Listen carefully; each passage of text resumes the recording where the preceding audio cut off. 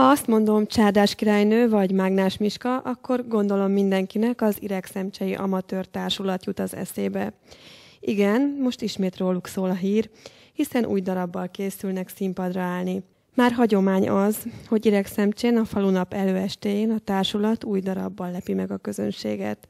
Sajnos idén ez elmaradt. Ennek két oka is van.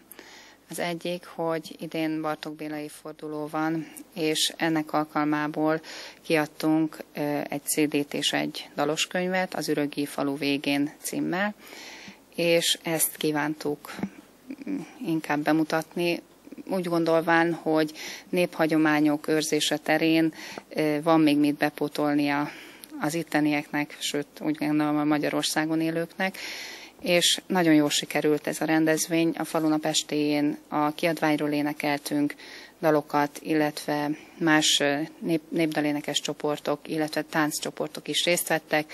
Én azt mondhatom, hogy fantasztikus sikere volt, és szeretnénk hagyományként ezt követni.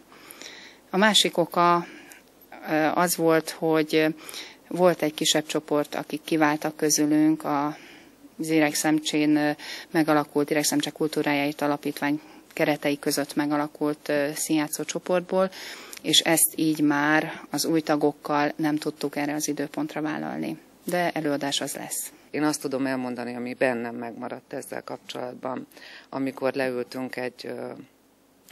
leültünk közösen színdarabot választani és új alapokra helyezni az idei évi tevékenységünket, akkor ők azt mondták el, hogy saját szabályaik szerint, saját kereteik között, saját maguk megszerezve a pénzt szeretnének dolgozni, és ők ezt csak egy egyesületi formában tudják elképzelni. Mi abszolút tiszteletbe tartjuk az ő elképzelésüket, akadályt nem gördítettünk eléjük, viszont az itt maradtak, nem a maradék, hanem én úgy gondolom, hogy a társulat szellemi tőkéje megmaradt, amihez még érkeztek új emberek, illetve eddig is velünk voltak, csak lehet, hogy az énekkarban. Ők most színpadra fognak kerülni, és közösen folynak a próbák. Régen valamikor még fonóban jártak az emberek. Ez velünk is így volt egészen idáig. Egymást szórakoztatva valami közöset letettünk az asztalra, illetve hát a színpadra, valami közös alkotást, amiben a közösség volt a lényeg. Most a mai világban nem is furcsa szerintem, mert mindenki szétválik, elválik, és mi is egy nagy család voltunk, és ez a nagy család most szétvált, elmentek néhányan. Nagyon sajnáljuk, akiket szerettünk, mert hiányoznak, így volt teljes, és mint minden válást mi is nagyon nehezen éltük meg.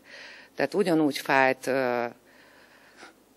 ugyanúgy kerestük az okokat, ugyanúgy próbáltunk életben maradni, nagyot nyelni és arra a munkára koncentrálni, illetve arra az alkotásra, ami tovább folytatódik itt az Iregszemcsei Művelődési Házba.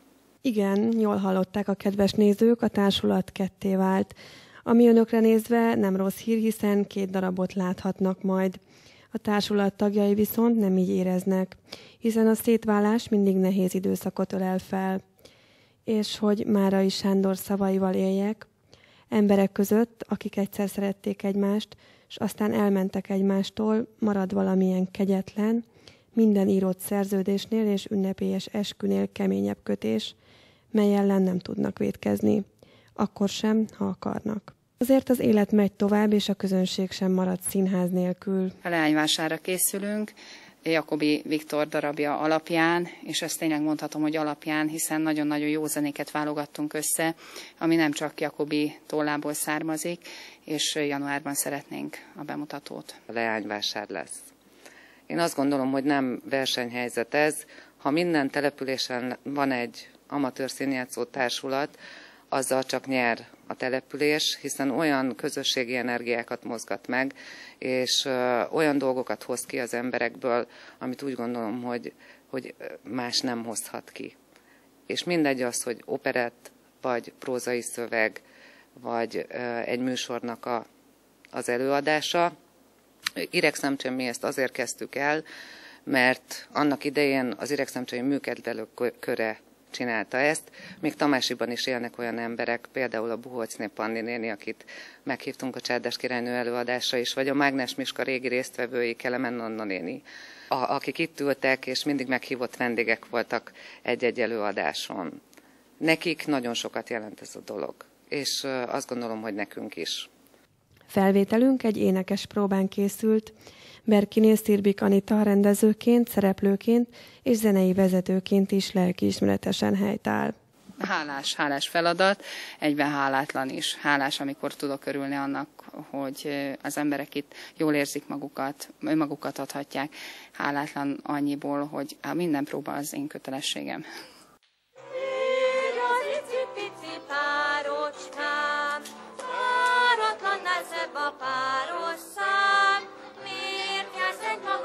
Jobb lesz ketten, járjunk együtt kis babám, két száj egymás mellett jól elfér. A próbák most éppen abban a fázisban vannak, amikor hát erőkkel összeszűjjük a darabot tulajdonképpen, mert a jelenetezés az most indul be, inkább a szövegkönyvben változtattunk, illetve hát a dalos próbák azok állnak előrébb inkább. Ide-oda rég, ha kegyeskednék, lehet adni cseppecskét. Ne haboljon már, az idő eljár, ide mellém, úrficskám. Kicsi szívem édez, tudom Isten lesz, szigorú vizsgám. Igen, hát ismét egy szolgálólányt fogok alakítani magamhoz híven, Kállói Borbálát, aki Biri néven fut, hát nem tudom, ha valaki látta a 41-es filmet Latabár Kálmánnal, akkor a figura szerintem szembeötlik. Fáj, fáj, a szívem, jaj, a szívem, úgy fáj. Várj, sírodom, még hogy így elhagytál. Győzz még te utánam, négy kézláb. Én meg sose nézek többé rád. Természetesen a szereplők is a maximumot hozzák ki magukból a közös célért, hogy ismét egy színvonalas előadásban legyen része a közönségnek. Szeretettel veszük egymást körül, és ez nagyon fontos. Nincs konfliktus helyzet. Én úgy érzem, hogy mindenki szereti a partnerét, meg úgy az egész társaság is. Tehát egy ilyen szeretett közösség szerintem. És örülünk, ha látjuk egymást. Végül is tényleg egy nagy család a miénk. És örülök minden, szinte várom, hogy próbák kezdődjenek, meg az ember, ha találkozik az utcán Tamásiban is a irekből betérőkkel, akkor hát tényleg egymás nyakába ugrunk, és tényleg mindenki őszintén szereti egymást, és tiszteljük egymást. És nagyon fontos nekünk, hogy tehát mi végül is hiába az operett, mint műfaj, mint például hát most a Leányvásárt próbáljuk, és Jakobi Viktortól, és úgy érezzük, hogy tehát mi nem egy fővárosi vagy szintű produkciót, hanem egy saját szellemi termék. Úgy érezzük, hogy ez a produkció a saját szellemi termék, és mindenki hozza saját magából azt, a maximálisan, amit ki tud hozni, amit a szereplés megkíván tőle. Úgyhogy szerintem szerethető, én úgy érzem, hogy szerethető darab lesz, ha elkészül, és már a közönség elé tudjuk vinni.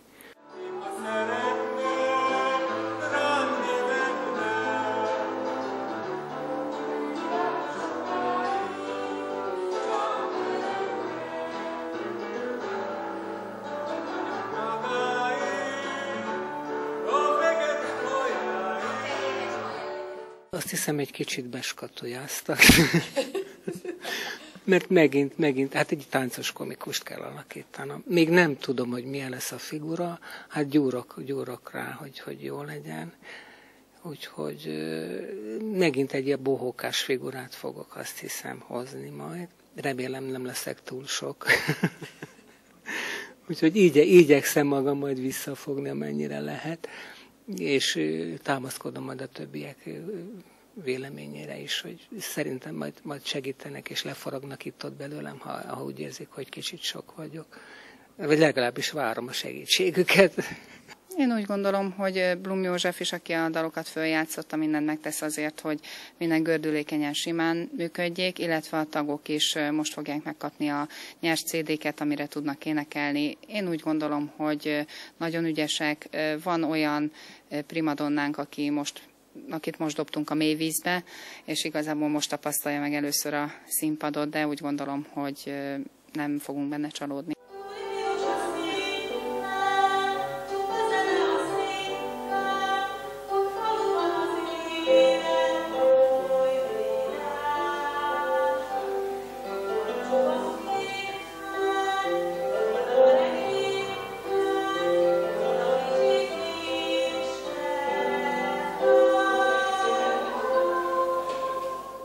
A darab rendezésének a joga az inkább azt mondom, hogy megint csak hozzám vándorolt, mint anno a Csárdás királynő idején, hiszen még tavaly évben én azt mondtam, hogy vagy egyiket, vagy másikat, tehát vagy játszom, vagy rendezek, és nagyon kedves barátunk, Kaszás Imre, ő volt az, aki elkezdte a darab rendezését, de egyéb teendői miatt nem tudta ezt tovább vállalni, és így akkor a szövegkönyvet újraírtam, illetve írom még most is, és hát így maradt rám.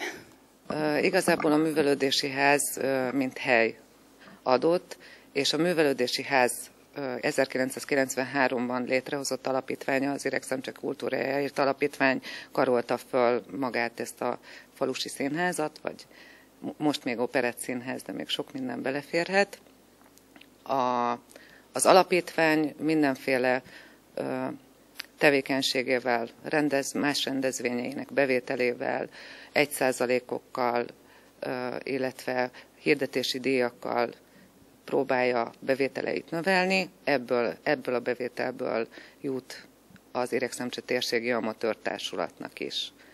És végig, amióta ezt csinálja az alapítvány, a fontosság az volt, hogy fenntartható legyen a dolog, tehát nullára kihozni, sokkal inkább a közösségi életet céloztuk meg, tehát annak a fontosságát, az, hogy egy-egy előadás után közösen értékeljük egymást, vagy bulizzunk egy jót, jól érezzük magunkat, hiszen azok az emberek, akik itt szerepelnek, ők ezt teljesen társadalmi munkában teszik. Az idén egy nagyon jó ötlettel, és a környezetvédelemért is téve, PET-palackokat gyűjtünk a faluban, nagyon sokan hozzák be, és ezeknek a tapossa-laposra akciós PET-palackoknak az árából is a társulat költségeihez, vagy a színdarab költségeihez szeretnénk hozzájárulni. Soha nem próbáltunk támaszkodni vállalkozókra, senkinek a zsebéből nem húztunk, hiszen annyi jótékonysági rendezvényünk van a településen, hogy úgy gondolom, hogy éppen elég, hogyha a gyerekeinknek és az ifjúságnak adnak, amit mi felnőttek szórakozásból, saját magunk fölvállalta szerepből teszünk, ezt igenis nekünk kell fenntartanunk. Eddig sikeresen. Januárban tehát leányvásár az Iregszemcse Térségi Amatőr Társulat előadásában. Aki egy kis szellemi felüdülésre vágyik, annak kiváló alkalom lesz megtekinteni ezt a darabot is.